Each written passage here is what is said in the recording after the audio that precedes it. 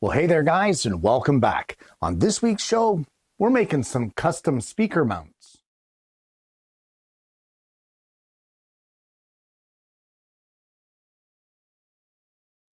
Well, my wife and I have a new surround sound system, and we're kind of playing around with where to put the speakers.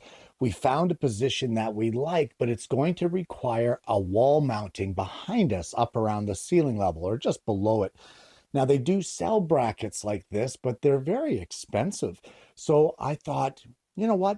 Maybe I'll make some and take you guys along for the ride. This is going to be a welded project, guys. And you know what? It all is going to start off with some steel square tubing and some 1/4 inch thick flat bar.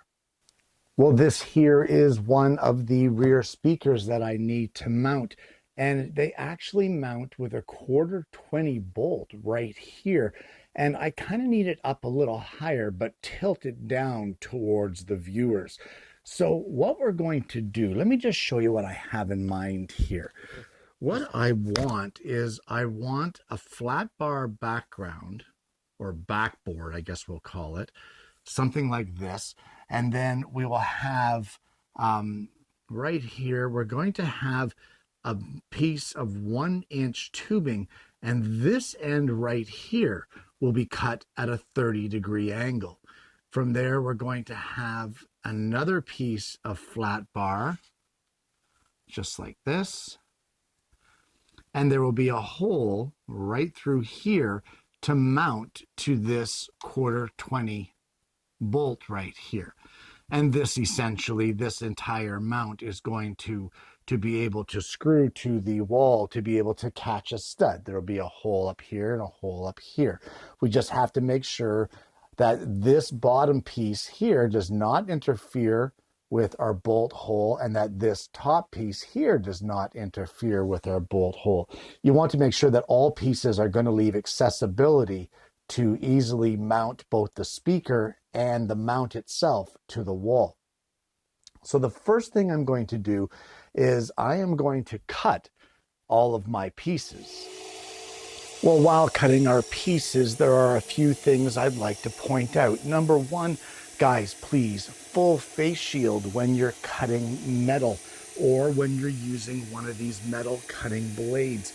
While it may seem like overkill, you're going to be very thankful if one of these blades ever decides to disintegrate and come flying back at you, especially on something like an angle grinder. Also, guys, gloves. Gloves while working with metal is key. And for those of you that say that the gloves don't provide enough dexterity, I'm going to tell you to get a good fitting pair of gloves. If you don't have dexterity with your gloves, guys, then you do not have proper fitting gloves. I know they can be bulky and awkward, but a good fitting pair of gloves will go a long way to helping with that. Also, guys, another thing here, the clamp or hold down on the chop saw here is essential. Do not try to hold on to the metal while cutting it. Let the saw and the saw's clamps do that for you. It's a much safer way to go. And lastly here, I just want to point out that I'm in a woodworking shop. There is sawdust that can be lying around.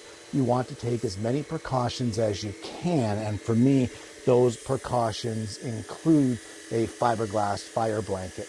And in seeing this video, I think from now on, I need to lay a few more down. I'm not a fan of the way some of these sparks are shooting outside of the perimeter of this blanket.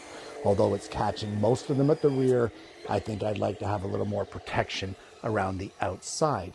Also, guys, in a woodworking shop, if you're cutting metal or welding or anything like that, please ensure that you have a fire extinguisher on hand, ready to go at a moment's notice, and that you know how to use it, because having it there is not enough. You don't want to waste time fumbling around reading instructions. You want to know immediately how to use it, how to apply it, and how to get a fire out as quickly as possible. Well, when cutting steel with a metal cutting chop saw, it is inevitable that you're going to get burrs around the outside of your pieces, especially when the blade breaks through the steel. So the first thing that I want to do is we're going to get rid of all of these burrs. Now you can file these by hand if you want. It doesn't take much to remove them. A quick filing with a good file will take that down very, very quickly. Or of course you can use a grinding wheel. Either way, guys, you need to take away those burrs before you can weld, because as we can see here, it's going to prevent your pieces from sitting flush and flat and being able to get a good weld there. So you want to get all of these burrs off of your pieces. Well, much like in woodworking, you need to basically drill your holes if you need to drill some first. Now, when it comes to marking on steel, I find that soapstone does a great job of marking on here and making it very visible. However, it doesn't provide much accuracy. You can sharpen it with a knife, but it wears down rather quickly. But we're going to start with our base plates, and we're going to mark our holes for mounting it into our wall studs. So for starters, this steel here is 2 inches wide. We're going to place a mark here at 1 inch. So that'd be like in the center. And then we're going to come in at 3/4 of an inch in from either end.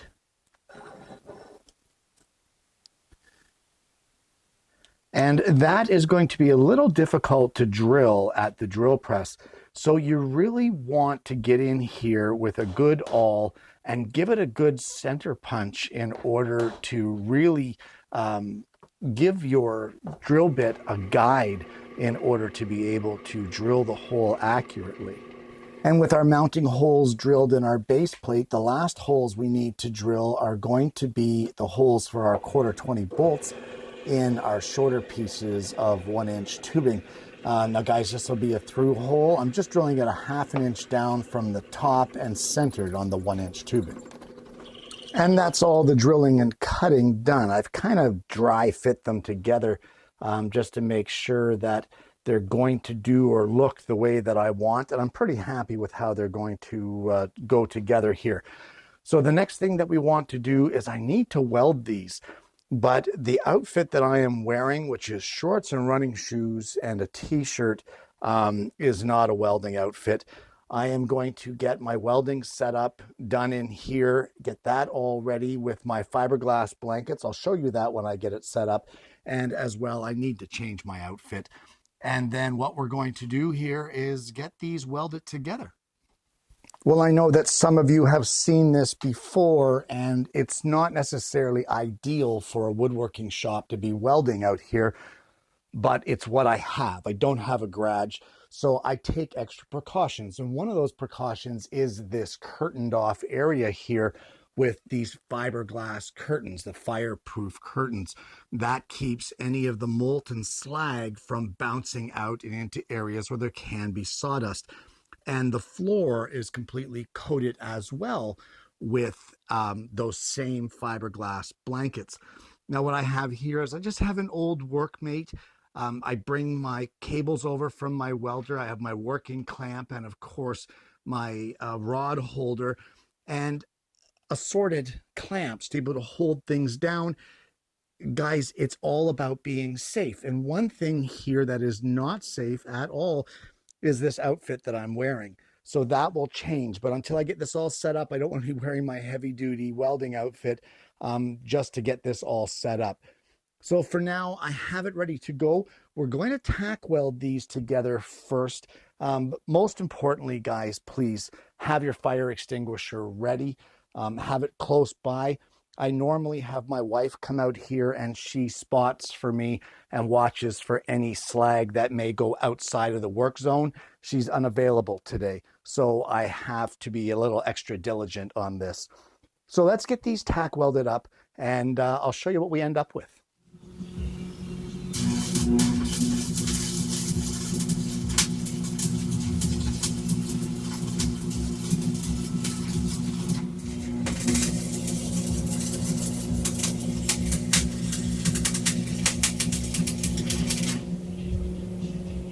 Okay, so sometimes stick welding in general is not a pretty process.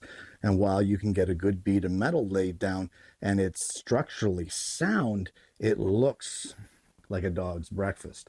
So this is essentially a piece of furniture, guys. So what I'm going to do is I'm going to take this and we're going to grind it down to take away the bead and smooth it out so that it looks a little better.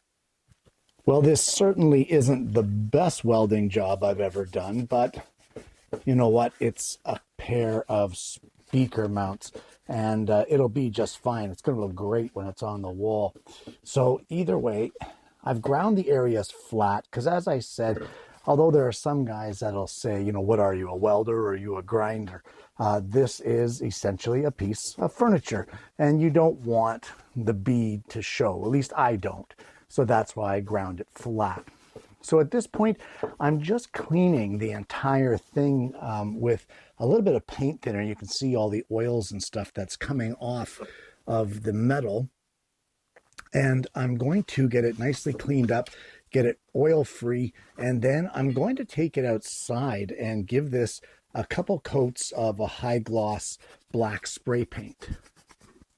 Okay, so we have the paint all dry and I have 3D printed some end caps for our tubing.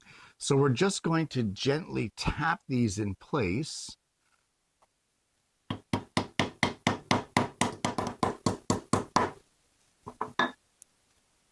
All right. You can see how nicely that finishes that off. No more open-ended tube there. Looks very professional.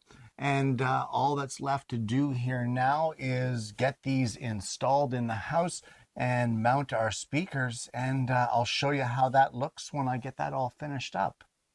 And there you have it. Some custom welded speaker brackets.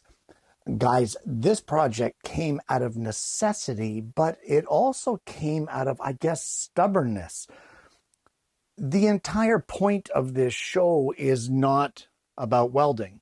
It is not about teaching you how to weld, because I'm not doing that.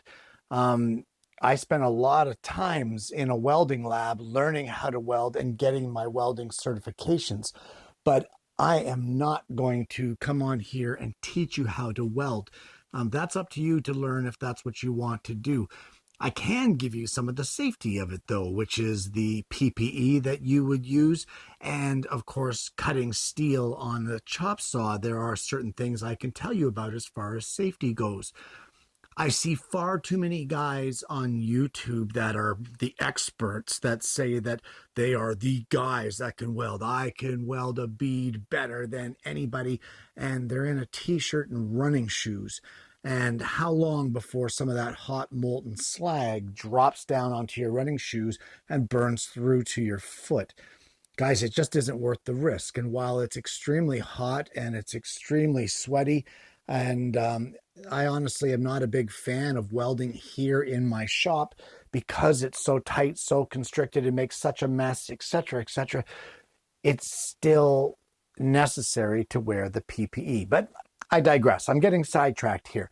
The whole point of this show is to not be a prisoner, not be held captive by commercially available things.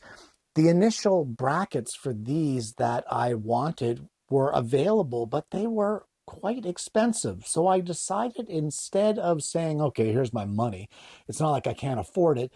It's it's not a matter of paying the money. It's a matter of using your skill set to make something that you know you can make, and you can make it better than what they do. You can guarantee that those brackets that are on the internet for sale are not made of 1/8 inch thick steel. You can bet that the base plates are not 1/4 inch thick steel. You could hang off of these things and they're not going to bend or break. Guys, it's all about using the skill set you have. And if you don't have the skill set for welding, that's okay. How about doing it out of woodworking? Just reinforce it with dowels to give it the extra strength. You may have to go a little bigger on the girth of the pipes or the brackets to hold it, but you can still do it because you have the skill set. Now, I decided to go with flat black instead of gloss. I don't know why. It's just what I grabbed. I kind of felt it would look better and not take away from the speakers because I kind of like the way the speakers look. And as well, those 3D printed brackets really finished off the ends of those tubes. I designed those quite some time ago when I made our welded firewood rack, if you guys remember here on the show. And those were the finishing touches because I couldn't find anything, again, commercially available. So I made my own. And they worked out well for this project also. Either way, guys, this is a great project. It was a load of fun. I haven't done welding in a while. I would like to do it a lot more, but it's just such a pain to set up. I do enjoy it. I love welding. So although it's not the biggest project in the world, I'm quite pleased with the way it turned out. And you know what? It works. Guys, I want to thank you so much for tuning in this week. I hope you've enjoyed the content. It's something a little different. I don't really do enough welding shows on here just because I'm not going to come on here and teach you how to weld. And I try not to get into the, hey, look at what I made kind of scenario. Either way, guys, if you haven't already, please consider liking and subscribing to the channel. We have an amazing audience base here, and I'm hoping that you're going to consider becoming a part of it. Once again, I want to thank you so much for tuning in. I hope you've enjoyed it. I hope that if you have a need for something, you're going to put your skill set to use and make yourself whatever it is that you need to make. And more importantly, I hope you're going to join me again next week when I bring you yet another Alternative Tuesdays.